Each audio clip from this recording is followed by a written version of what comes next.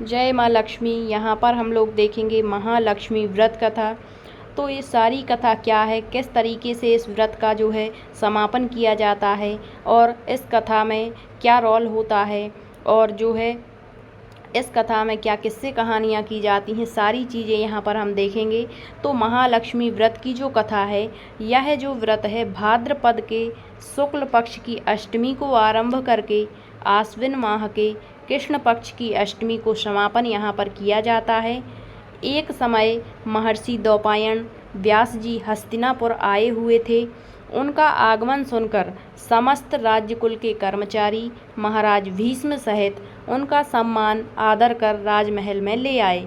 व्यास जी को स्वर्ण के सिंहासन पर विराजमान करके अर्घ्य और पाद आचमन से उनका पूजन किया गया। व्यास जी के स्वास्थ्य चित्त हो जाने पर जो हस्तिनापुर की राजरानी गांधारी थी, उन्होंने महर्षि व्यास जी से हाथ जोड़कर प्रश्न किया कि महाराज, आप त्रिकालज्ञ तत्वदर्शी हैं, आपसे हमारी प्रार्थना है कि स्त्रियों को कोई ऐसा व्रत और सरल पूजन बताइए जिससे हमारी राज्य लक्ष्मी सुख, पुत्र पौत्र परिवार सदा सुखी रहें। इतना सुनकर व्यास जी ने कहा कि हम ऐसे व्रत पूजन का उल्लेख कर रहे हैं जिससे सदा लक्ष्मी जी स्थिर होकर सुख प्रदान करेंगी। वह है श्री महालक्ष्मी का व्रत, जिसका पूजन प्रतिवर्ष कुंवार कृष्ण पक्ष की अष्टमी को किया जाता है। तब राजरानी गांधारी ने कहा कि हे महात्मन, वह व्रत कैसे आरंभ होता है, किस विधान से पूजन होता है, यह विस्तार से बताने का कष्ट करें। तब महर्षि जी ने कहा कि यह व्रत भाद्रपद की शुक्ल पक्ष की अष्टमी के दिन सुबह व्रत का मन में संकल्प करना चाहिए। इसके बाद जलाशय में जाकर स्नान करके स्वच्छ कपड़े पहनकर ताजी दूर्वा से महालक्ष्मी जी को जल का तर्पण देकर प्रणाम करना चाहिए। फिर घर आकर सिद्ध 16 धागों का एक गड़ा बनाकर प्रतिदिन एक गांठ लगानी चाहिए। इस प्रकार 16 दिन का 16 गांठ का एक गड़ा तैयार कर आश्विन माह की कृष्ण पक्ष की अष्टमी को व्रत रखकर मंडप बनाकर चंदावा तानकर उसके नीचे माटी के हाथी पर महालक्ष्मी जी की मूर्ति स्थापित करके तरह तरह की पुष्पमालाओं से लक्ष्मी जी और हाथी का पूजन करके हाथी का पूजन करके कई पकवान सुवासित पदार्थों का नैवेद्य समर्पण करें और श्रद्धा सहित महालक्ष्मी व्रत करने से आप लोगों की राज्य लक्ष्मी सदा स्थिर रहेगी। ऐसा विधान बताकर व्यास जी अपने आश्रम को प्रस्थान कर गए। इधर समय अनुसार भाद्रपद माह के शुक्ल पक्ष की अष्टमी से समस्त राजघरानों की रानियों ने व नगर स्त्रियों ने श्री महालक्ष्मी व्रत का आरंभ कर दिया। बहुत सी नारी गांधारी के साथ प्रतिष्ठा मान हेतु व्रत का साथ देने लगीं और कुछ नारियां माता कुंती के साथ भी व्रत का आरंभ करने लगीं, पर गांधारी जी द्वारा द्वेष भाव होने लगा। ऐसा होते होते 15 दिन व्रत के समाप्त होकर 16वां दिन आश्विन कृष्ण पक्ष की अष्टमी का आ गया। उस दिन प्रातः काल से नर नारियों ने उत्सव मनाना आरंभ कर दिया और समस्त नर नारी राजमहल में गांधारी जी के यहाँ उपस्थित हो तरह तरह से महालक्ष्मी के मंडप और माटी के हाथी बनाने सजाने की बड़ी तैयारियां करने लगीं। गांधारी जी ने नगर के सभी प्रतिष्ठित नारियों को बुलाने को सेवक भेजे, पर माता कुंती को नहीं बुलाया गया, ना कोई माता कुंती को सूचना भेजी गई। उत्सव वाद्य की धुन गुंजारने लगी, जिससे सारे हस्तिनापुर में खुशी की लहर दौड़ गई।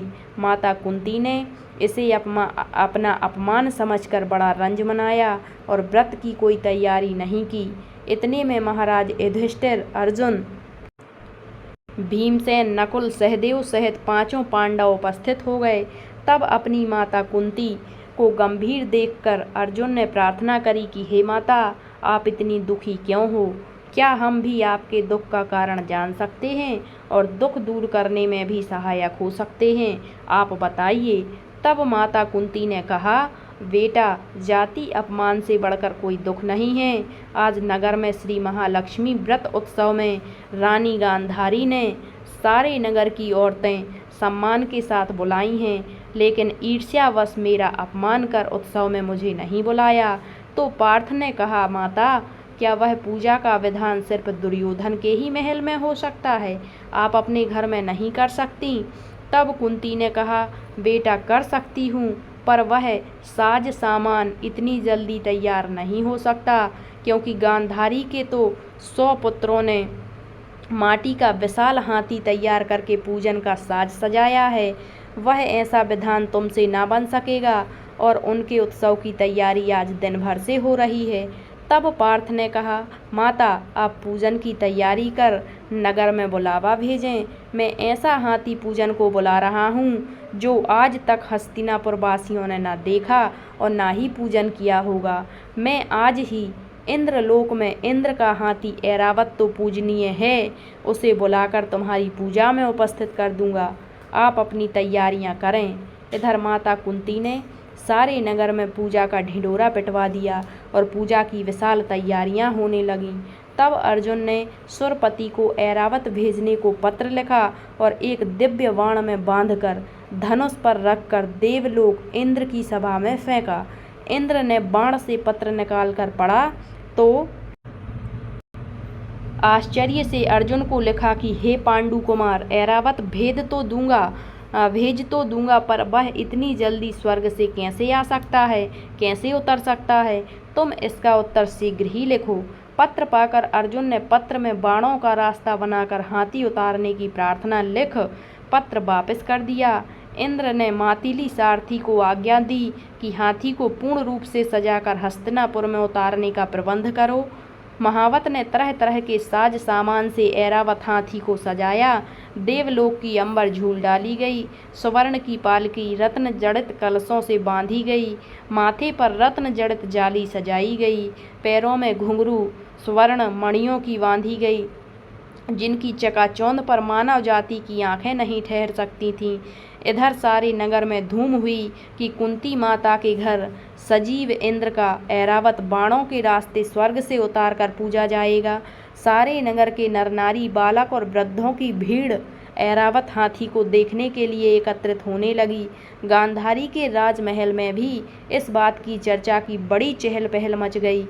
नगर के नारियां पूजन थाली ले लेकर भागने लगीं और माता कुंती के महल में उपस्थित होने लगी। देखते देखते सारा महल पूजा करने वाली नारियों से ठसाठस भर गया। सारे नगरवासी ऐरावत के दर्शन को गली, सड़क, महल, अटारियों पर एकत्रित हो गए। माता कुंती ने ऐरावत को खड़ा करने हेतु रंग बिरंगे चौक को पुरवाकर नवीन रेशमी वस्त्र बिछवा दिए।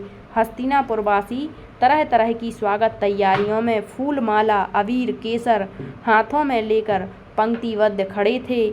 इधर इंद्र की आज्ञा पाकर ऐरावत स्वर्ग से वाणों के बनाए रास्ते से धीरे धीरे आकाश मार्ग से उतरने लगा, जिसके आभूषणों की आवाज़ नगरवासियों को आने लगी। ऐरावत के दर्शन के लिए नर नारियों ने जय जयकार के नारे लगाना आरंभ कर दिया। सायंकाल होते ही ऐरावत माता कुंती के महल के चौक में उतर आया। तब समस्त नर नारियों ने पुष्पमाला, अबीर, केसर को चढ़ाकर ऐरावत हाथी का स्वागत किया। महाराज धौम्य पुरोहित द्वारा ऐरावत पर महालक्ष्मी जी की मूर्ति स्थापित करा के वेद मंत्रों के द्वारा पूजा कराई गई। नगरवासियों ने भी लक्ष्मी पूजा का स्वागत करके ऐरावत की पूजा करी। फिर तरह तरह के मेवा पकवान ऐरावत को खिलाए गए। ऊपर से यमुना जल पिलाया गया। फिर तरह तरह के पुष्पों की ऐरावत पर वर्षा की गई। पुरोहित द्वारा स्वस्ति पुण्याह वाचन कर व्रती नारियों द्वारा लक्ष्मी जी का पूजन विधान से कराया। कुंती ने व्रत के डोरे से गड़ा में 16वीं गांठ लगाकर लक्ष्मी के सामने समर्पण किया। ब्राह्मणों को पकवान, मेवा, मिठाई देकर भोजन की व्यवस्था की गई। तब वस्त्र, द्रव्य, सुवर्ण, अन्य आभूषण देकर ब्राह्मणों को संतुष्ट किया। तत्पश्चात सभी व्रती नर नारियों ने श्री महालक्ष्मी जी की दीपक जलाकर प्रेम से संपूर्ण पूजन करके आरती की। फिर इसके बाद एक कथा बोली जाती है, एक कहानी बोली जाती है।